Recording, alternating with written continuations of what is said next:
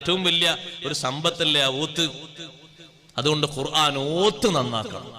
നമ്മുടെ കുട്ടികൾക്ക് നന്നായി ഓത്ത് പഠിപ്പിക്കണം. പഠിപ്പിക്കൽ രക്ഷിതാക്കൾക്ക് നിർബന്ധമാണ്, സുന്നത്തല്ല. ഖുർആൻ ഓത്ത് പഠിപ്പിക്കണം. മക്കളൊക്കെ നല്ലോണം ഓതാൻ പഠിക്കുന്ന അറിയുന്ന ആളുകളാകണം. പിന്നൊന്ന് പറയട്ടെ, ഖുർആൻ ഓത്ത് ശീലമാക്കണം.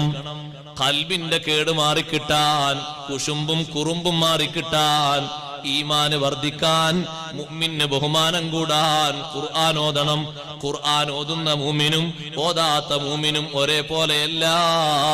മസലുൽ മുഅ്മിൻ അല്ലദീ യഖറഉൽ ഖുർആൻ മസലുൽ ഉത്റുജ്. നബി സല്ലല്ലാഹു അലൈഹി വസല്ലം തങ്ങൾ പഠിപ്പിച്ചു, ഖുർആൻ ഓതുന്ന മുഅ്മിൻ ഓറഞ്ച് പോലെയാണ്. ഓറഞ്ചിനെയാ തങ്ങൾ ഉദാഹരണമെടുത്തത്. ത്വഅമുഹാ ത്വയ്യിബുൻ വരീഹുഹാ ത്വയ്യിബുൻ. ഓറഞ്ചിന്റെ വാസന നല്ല വാസനയാണ്. ആര് വാസനിച്ചാലും